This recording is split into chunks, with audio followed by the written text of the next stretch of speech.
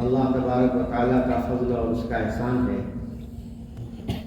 کہ اس نے ہمیں علم دین کی نسبت سے قبول فرمایا، علم دین حاصل کرنے اور علم دین کی کسی نہ کسی درجے میں خدمت کرنے کی اللہ نے توفیق عطا فرمائی۔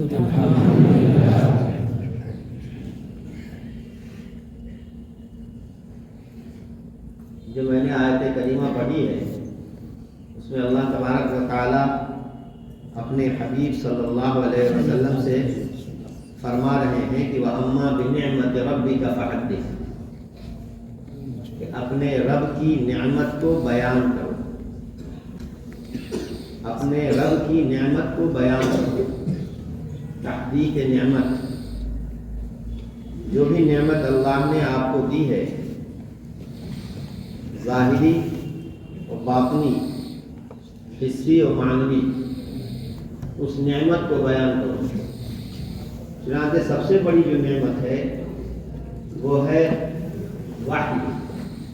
اللہ تبارک و تعالیٰ نے حضور پاک صلی اللہ علیہ وسلم کو اپنی نبوت کے لیے منتخب فرمایا، اور آپ پر بس یہ سب ضرورت نہیں ہے، میں یہ ہو جائے گی۔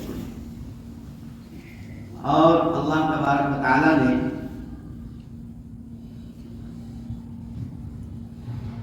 ظاہری انعامات کے ساتھ باطنی انعامات سے آپ کو اس قدر نوازا کہ مال اور دنیا اور مادہ ان چیزوں کی کوئی حیثیت حضرت نبی پاک صلی اللہ علیہ وسلم کی نگاہ میں نہیں تھی۔ حضرت نبی کریم صلی اللہ علیہ وسلم نے فقیری میں اپنی زندگی گزاری، اور آپ کا یہ فقر اختیاری تھا۔ حضرت صلی اللہ علیہ وسلم کا یہ فقر اختیاری تھا۔ آپ کے لیے تو یہ بھی فرق وہ تھی تجویز کہ آپ کہیں تو بہت پہاڑ کو سونا بنا دیا جاتا، لیکن میرے آقا صلی اللہ علیہ وسلم تو یہ کہتے ہیں کہ نہیں، میں تو یہ چاہتا ہوں کہ اجوع یومن و اشبع یومن، ایک دن بھوکا رہوں اور ایک دن آسودہ رہوں، ایک دن کھاؤں اور ایک دن بھوکا رہوں، تاکہ یہ جو مجھے کھانے کی نعمت ملے اس نعمت کا مجھے احساس ہو۔ جو ہمیشہ جس کا پیٹ بھرا رہتا ہے تو اس کو نعمت کا احساس نہیں ہوتا، وہ انتہائی درجے کا ناشکرا ہونے لگتا ہے۔ تو اللہ تعالیٰ اپنے خاص بندوں پر حالات باری کرتے ہیں، کبھی بھوک اور کبھی کھانا نصیب ہوتا ہے، کبھی بھوکے رکھتے ہیں، کبھی فقیر رکھتے ہیں اور کبھی بے نیاز بنا دیتے ہیں، مالداری عطا کر دیتے ہیں، کبھی صحت عطا فرماتے ہیں، کبھی بیماری دے دیتے ہیں، کبھی کسی کو کسی وجہ سے ذلیل کر دیتے ہیں اور پھر اس کو عزت بھی دے دیتے ہیں۔ تو یہ اللہ تبارک و تعالیٰ کا نظام ہے، قانون ہے۔ اگر ایسا نہ ہو تو نعمت کی قدر اور نعمت کا احساس بندہ نہ کر سکے۔ میرے بھائیو، اللہ تبارک و تعالیٰ نے آپ کو علم دین حاصل کرنے کا موقع عنایت فرمایا، زرعی موقع، سنہرا موقع عنایت فرمایا۔ اس دوران آپ نے دیکھا کہ ایک لاک ڈاؤن کا طویل وقفہ ایک آیا، اس وقفے میں پوری دنیا کا چکا جیسے جام ہو گیا ہو، پوری دنیا کا چکا جام ہو گیا ہو، حرکت بند ہو گئی، اور اس دوران کیا اللہ کی حکمتیں ہیں، اللہ کی مصلحتوں کو کوئی نہیں سمجھ سکتا۔ لاک ڈاؤن کے مضمرات اور فوائد، نقصانات پر بہت کچھ لکھا گیا۔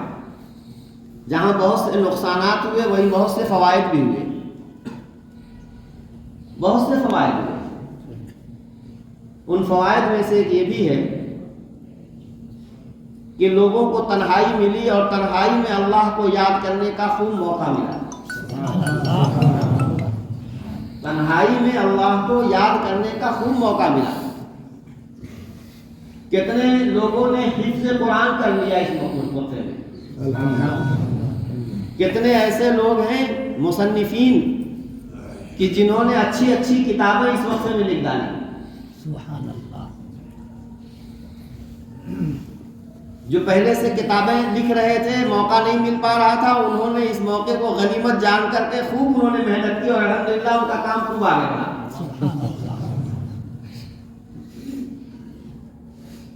تو اللہ کی حکمتوں کو بندہ نہیں پا سکتا. اللہ حکیم مطلق ہے.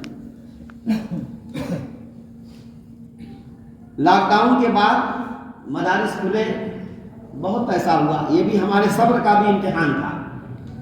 کتنے ایسے بھی ہوئے کہ جو حالات سے دو چار ہو کر کے انہوں نے تعلیمی سلسلہ موقوف کر کے کمائی اور دوسرے مزدوری اور دوسرے ملازمت کا لائن اختیار کر لی، تعلیم کی موقوف کر دی. اور کتنوں کی ایسی بھی ہوئی کہ تعلیم میں ترقی ہو گئی. جو مدرسے میں داخلہ ہے، ڈسپلن ہے، ضابطہ ہے، اس کے مطابق پڑھنا پڑے گا. طالب علم ذہین ہے، اس کو موقع ملا، ایک کتاب اس کو عالم کے پاس، دوسری کتاب اس عالم کے پاس، دوسری کتاب اس عالم کے پاس. تو اس دوران اس نے کئی کتابیں اس نے آگے کی تیاری کر لی اور 2 جماعت آگے داخل ہوئی. سبحان اللہ. اتنی صلاحیت پیدا ہو گئی کہ 2 جماعت آگے اس میں داخل ہوئی. تو یہ تو بہت سارے فوائد ہیں. آپ کو اللہ تبارک و تعالیٰ نے اس مدرسے میں لاکھوں کروڑوں انسانوں میں سے منتخب کر کے اس ماحول میں پہنچا دیا ہے. الحمدللہ. یہ پاکیزہ ماحول آپ کی ترقی کے لیے اللہ نے مہیا فرمایا. الحمدللہ. اللہ آپ کے ساتھ خیر کا ارادہ کرنا چاہتے ہیں. من یرید اللہ بہ خیرا یفقہہ فی الدین. اللہ جس کے ساتھ خیر کا ارادہ کرتے ہیں اس کو دین کی سمجھ عطا فرما دیتے ہیں. لئن شکرتم لازیدنکم. اللہ کا قانون ہے، نعمت کی قدر کریں گے تو اللہ نعمت میں اضافہ فرمائیں گے، اور تاکید کے ساتھ فرماتے ہیں کہ ضرور اضافہ فرمائیں گے. اور اگر نعمت کی ناقدری کریں گے تو اللہ کی پکڑ بہت سخت ہے. اللہ تعالیٰ نعمت چھین لیتے ہیں، بتدریج کبھی نعمت چھینی جاتی ہے اور کبھی یکبارگی بھی چھینی جاتی ہے. تو اللہ کی پکڑ سے ہمیں ڈرنا چاہیے. موقع جو ملا ہے اس موقع کو غنیمت جاننا چاہیے. آپ علم دین حاصل کریں اللہ کی رضا کے لیے، تاکہ علم حاصل کر کے اپنی زندگی بنائیں گے، آخرت بنائیں گے، اور اللہ کے دوسرے بندوں کی امانت جو آپ کو دی جا رہی ہے علم الہی کی شکل میں، یہ اللہ کے بندوں تک آپ پہنچائیں گے. اس نیت سے پڑھیں گے. اور جب آپ خدائی کام کریں گے، اللہ کا کام کریں گے، تو آپ کی ضرورتوں کی کفالت اللہ خود کریں گے، ضرور کریں گے. ایسا نہیں ہے کہ ہم نے اپنے طور پر ایک بات طے کر لی تو ویسا ہی ہو. بعض دفعہ مدرسے سے ویتن تو بہت کم ملتا ہے، لیکن اخلاص کے ساتھ جب بندہ کام کرتا ہے تو اللہ تعالیٰ اس کی ضرورتیں ایسی طریقے سے پوری فرما دیتے ہیں کہ وَيَرْزُقْهُ مِنْ حَيْثُ لَا يَحْتَسِبُ. گمان بھی نہیں جاتا، تصور بھی نہیں ہوتا، ادھر سے بندے کی ضرورت پوری ہو جاتی ہے. بس شرط ہے ذرا بھروسہ، اپنے آپ کو جمانے کی ضرورت ہے. صبر، توکل، اللہ پر اعتماد، یہ چیز جب ہمارے ساتھ ہوگی تو انشاءاللہ کوئی وجہ نہیں ہے کہ ہمارا مستقبل روشن اور تابناک نہ ہو.